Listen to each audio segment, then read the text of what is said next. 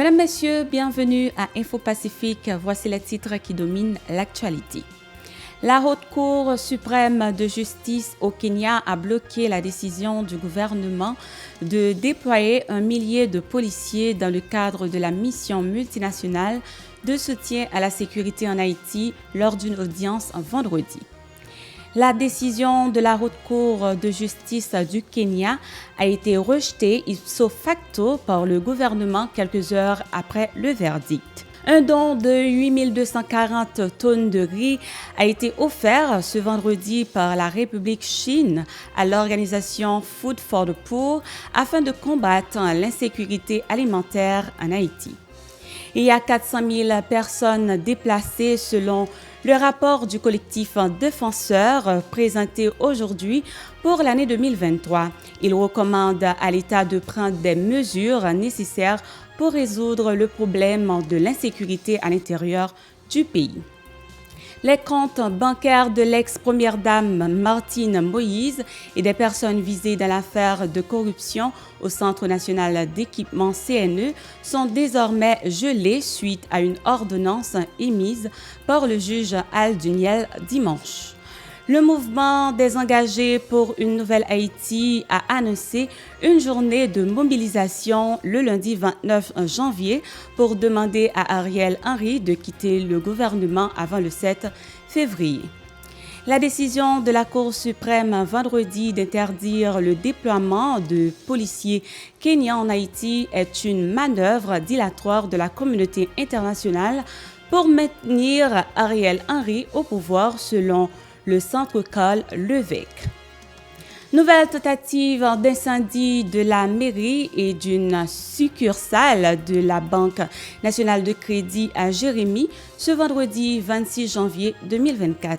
Mesdames, Messieurs, restez branchés, les détails, c'est tout de suite. Si vous jugez que cette vidéo est intéressante, n'hésitez pas à liker et partager la vidéo. Et surtout, n'oubliez pas de vous abonner à cette chaîne et activer la cloche de notification pour ne pas louper aucune de nos vidéos. Merci de votre fidélité, mesdames, messieurs. Voici les détails de ce journal. Le Conseil national de sécurité de l'ONU n'a pas mandat pour déployer des agents de la police nationale hors du Kenya, a déclaré le juge Enoch Chacha Mwita lors d'audience tenue le vendredi 26 janvier sur l'envoi d'1 millier de policiers kenyans dans le cadre du déploiement de la mission multinationale de soutien à la sécurité en Haïti, qui est en proie à la violence avec plus de 5000 homicides selon l'ONU et plus de 310 000 déplacés en 2023 selon l'Organisation internationale des migrations. En octobre 2023, le Conseil de sécurité de l'Organisation des Nations unies a voté en faveur du déploiement de la mission multinationale de soutien à la sécurité en Haïti. Cependant, la décision d'envoyer 1 millier de policiers kenyans a été contestée par un parti politique en octobre, puis autorisée par le Parlement le mois suivant. Alors qu'un responsable des équipes de l'unité de déploiement rapide avait affirmé le 17 janvier au journal The Star que les policiers destinés à venir en Haïti sont prêts. Le tribunal kenyan a tranché que cette décision est illégale, inconstitutionnelle et invalide. Selon la loi kenyane, les autorités ne pouvaient déployer des officiers à l'étranger que si un arrangement réciproque était en place avec le gouvernement hôte, a soutenu le juge Enoch Chacha Mwita. Le gouvernement du Kenya, qui avait accepté de prendre les rênes de cette mission en juillet 2023, a rejeté ipso facto la décision du juge Enoch Chacha Mwita interdisant le déploiement d'1 millier de policiers en Haïti. Dans un communiqué responsif vendredi au tribunal, le porte-parole du gouvernement, Isara Mora, a déclaré « Bien que le gouvernement respecte l'état de droit, nous avons néanmoins décidé de contester immédiatement le verdict de la Haute Cour ». Il a rappelé que le Kenya est habitué à participer aux missions de maintien de la paix au niveau international dans des pays tels que le Soudan du Sud, la Namibie et la Croatie. Un don de 8240 tonnes de riz a été offert à l'organisation Food for the Poor par la République Chine lors d'une cérémonie en date du vendredi 26 janvier 2024 dans les locaux de la dite organisation. L'ambassadeur de la République Chine, Wen Jianku, a déclaré que le gouvernement taïwanais se préoccupe de l'insécurité alimentaire qui écrase Haïti où, selon les données statistiques, 40% de la population souffre de la pénurie alimentaire. Écoutons ces propos au micro d'Aubert Charles et Philippe François. C'est un grand plaisir pour moi. Comme toujours, au début de chaque année, je me retrouve au même endroit pour renouveler notre partenariat avec Food for the Poor qui nous lie depuis 2007. Effectivement, l'année 2023 a été beaucoup plus difficile pour le travail humanitaire qui s'appuie énormément sur la logistique, avec les axes routiers bloqués vers le nord et vers le sud, et l'insécurité qui se propage dans les provinces qui étaient relativement paisibles, servies, devient un facteur très lourd. Nous avons dû, nous tous, s'adapter à la nouvelle donne pour mener à bien notre travail. Pour cette année 2024, notre partenariat avec Food for the Poor est renouvelé avec un don de 8240 tonnes de riz que le gouvernement de la République de Chine Taïwan a décidé d'octroyer à Food for the Poor Haïti. Cependant, notre travail devient encore plus immense, car selon les statistiques, 44% de la population équivalent de 4 350 000 personnes sont dans l'insécurité alimentaire aiguë en Haïti et ce chiffre va encore augmenter selon les études du CNSA. Le directeur exécutif de l'organisation Food for the Poor, Mario Nicolo, a renouvelé sa détermination à poursuivre cette lutte acharnée contre la faim en Haïti qu'il a annoncé que le Food for the Poor va distribuer ce don à travers le pays. Écoutons-le. Grâce à ce don, 5 414 personnes déplacées internes ont été soulagées au cœur de leurs épreuves. 208 hôpitaux et dispensaires ont pu nourrir leurs malades. Des enfants de 112 orphelinats ont pu jouir de leur droit à la nourriture selon la Déclaration universelle des droits de l'enfant. 12 000 détenus des centres carcéraux du pays ont été nourris. 798 paroisses et 61 congrégations ont pu exprimer l'amour du Christ à la population vivant dans les lieux les plus reculés du pays et exposés aux violences de toutes sortes.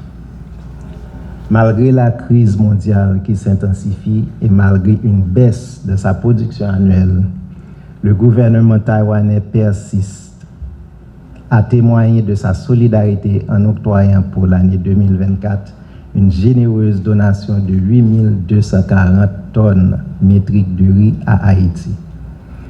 Ce don sera distribué à travers le pays grâce à nos centres régionaux de distribution et nos partenaires humanitaires, contribuant ainsi à soulager les défis alimentaires qui affligent la population. L'ex-première dame de la République, Martine Moïse, vient grossir le nombre de présumés inculpés dans le dossier de corruption du Centre national d'équipement CNE pour avoir signé des contrats liés au programme Caravane Changement. Dans le cadre de cette affaire, le juge Alduniel Dimanche a ordonné cette semaine de geler les comptes bancaires de près de 40 accusés, dont les anciens présidents Jocelyn Privert et Joseph Martelly, les anciens premiers ministres Jacques-Guy Lafontaine, Joseph Joute, Laura Lamotte, Evans Paul, Jean-Max Bellerive, Enec Jean-Chol, Jean-Henri Séan, des ministres Wilson Lalo, Jean-Marie Cormel, en autres. En outre, 9 banques ont déjà été signifiées de cette ordonnance. Le collectif Défenseurs Plus a présenté son rapport pour l'année écoulée, selon lequel les déplacés forcés en Haïti comptent près de 400 000 personnes. C'est une année critique, a-t-il déclaré. Le chargé de communication du collectif Défenseurs Plus, Madeché Cher-Enfant, a recommandé aux autorités étatiques de résoudre le problème de l'insécurité qui affecte la majorité de la population. Rapport là, garder situation, droits humains spécifiques, ça veut dire droit timoun, droit moun qui vivent avec handicap, droit femmes et droit migrants. C'est ça qui est pour avec droit timoun, nous avons voir situation sécuritaire là, qui affecte grandement situation droit timoun. Côté que dans 260 000 personnes qui déplacés dans Port-au-Prince, 130 000 là-dedans c'est deux timoun. Et nous avons garder tout. Conditions infra-humaines, déportation en fait en République dominicaine, côté 16 813 000 mineurs non accompagnés, arrivés entrer en Haïti selon chiffre GAR publié. De l'autre bord, les gens qui vivent avec handicap, qui selon chiffre, c'est 15% de population, ils n'ont toujours pas d'infrastructure qui est adaptée à la situation. Ça qui contraire avec la Convention des Nations Unies, qui est pour avec droit pour les gens qui sont handicapés. La situation doit faire différente. Côté en pile femmes subit conséquences directes violence armée parce que ils subit viol collectif, violence physique et psychologique. Dans ça qui est pour avec droit migrant, selon le chiffre qui est publié, c'est plus passé 400 000 Haïtiens déportés en Haïti. Les migrants ont subi de expulsions massives, ils sont placés en détention arbitrairement et gagné de mineurs qui séparés de familles. Ça qui contraire avec le protocole qui signé en Haïti avec la République dominicaine qui régit question de déportation. Le mouvement des engagés pour une nouvelle Haïti a organisé une conférence de presse pour inviter la population à se révolter contre le gouvernement qui, selon lui, 30 mois après, ne vise aucun projet de développement pour le pays.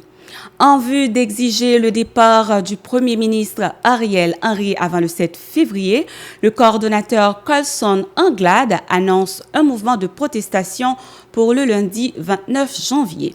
Écoutons-le au micro de Yasmine Sanon et Marie-Cormel Auguste. Après 30 mois Ariel Henry sous pouvoir, nous tous connaissons, pendant l'année 2023, suivant chiffre l'ONU, Nations Unies, publié, il y aurait censé gagner environ 5 000 personnes qui mourent pour l'année.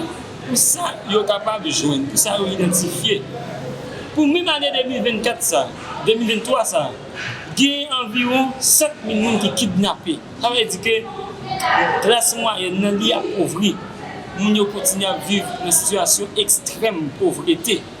Il y a environ 380 000 personnes qui sont déplacées de manière involontaire dans la zone métropolitaine, cause situation et des autres violences et groupes armés à faire dans la zone métropolitaine. Nous-mêmes, le mouvement des jeunes engagés pour une nouvelle Haïti, nous constatons, après 30 mois Ariel Henry sous pouvoir, comme Premier ministre, comme monde qui a joui des pouvoirs présidentiels là tout, qui ministre intérieur, qui chef CSPN, Ariel Henry avec l'équipe, ils ne peuvent pas faire rien pour être capable d'aider les populations à sortir dans une situation difficile ça de trouver aujourd'hui.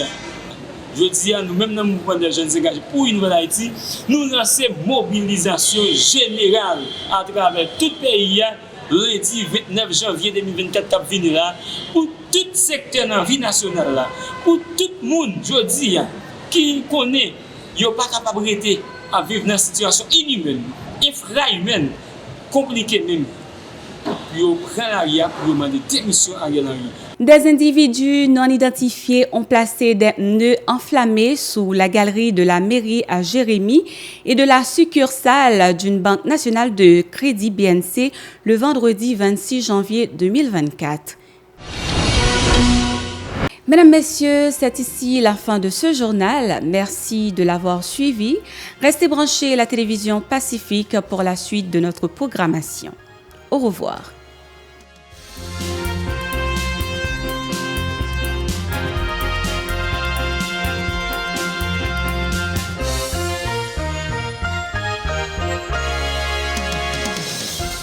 Si vous jugez que cette vidéo est intéressante, n'hésitez pas à liker et partager la vidéo. Et surtout, n'oubliez pas de vous abonner à cette chaîne et activer la cloche de notification pour ne pas louper aucune de nos vidéos.